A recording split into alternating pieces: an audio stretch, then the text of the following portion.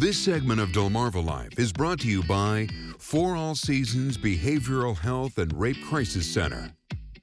Vulnerability.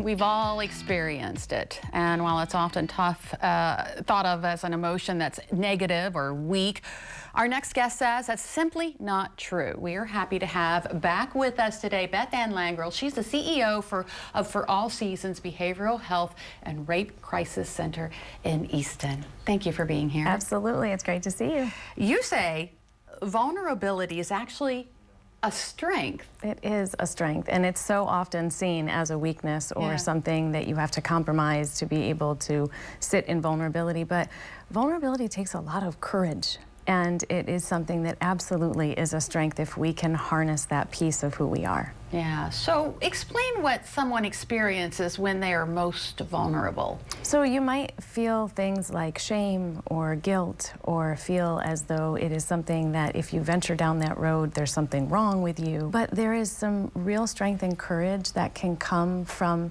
being able to understand that vulnerability is an important piece of who we are, and that you can be a strong and confident person and also be vulnerable at the same time. And do you think it's that fear that keeps people from, I guess, avoiding vulnerability? Sure, it's so easy, right? I mean, think about the times where we know that we are going to experience something hard. Isn't it easiest just to say, I'm just going to pretend? So, you know, Brene Brown, who we do a lot of our work because of her Dare to Lead book, she calls it armoring up. And so it's that time where if I put up my walls and if I put up my armor, I can stay safe in my own little space, versus having the ability to say, okay, here's how I'm feeling. You know, having a conversation with someone and saying, here's how you made me feel. And I am not looking for you to fix it, but I'm looking for you to acknowledge it.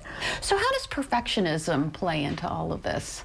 Do you ever experience, I don't know about you, but I am the person who I always want to get it right all the time. And so there's a lot of self-doubt that is created if I don't get it right the first time. And I hear that from folks all the time. And so if we can allow ourselves to get it wrong and give ourselves permission to not do it right all the time, then we can create a space of, okay, so it didn't go well this time, but maybe it will go well another time. And giving it a go a second time around helps us to feel less pressure and gives that space for, you know, if I get something wrong as a friend, you're going to say to me, Beth Ann, it's totally fine. If I get something wrong myself, the self-talk that I have is, oh, I cannot believe I didn't do this right. And so really trying to hone in on that skill of talking to ourselves like we would talk to our friends helps us to be able to feel less that perfectionist that we tend to fall into. Wouldn't it be just simpler to just numb our emotions? Absolutely. I mean, if we could all live in our bubble and we can all just put our walls up and everybody goes through life like a robot. But that's not the reality. The reality is that, you know, the human side of us needs connection. We need to feel seen, heard, and valued. And that comes along with being valued and also being able to be vulnerable and share how we're being impacted, and also being aware of how we're impacting other people. Okay, so that sounds like a long jump to get from where we are now to being okay with vulnerability. Where do we start? How do we get there? Just, you know, I would say the first step is just being mindful. It's being mindful of understanding how words and actions that we are doing are impacting other people, and being able to, you know, filter in the art of the pause, being able to simply sit when things are not going well and figure out why you're feeling what you're feeling.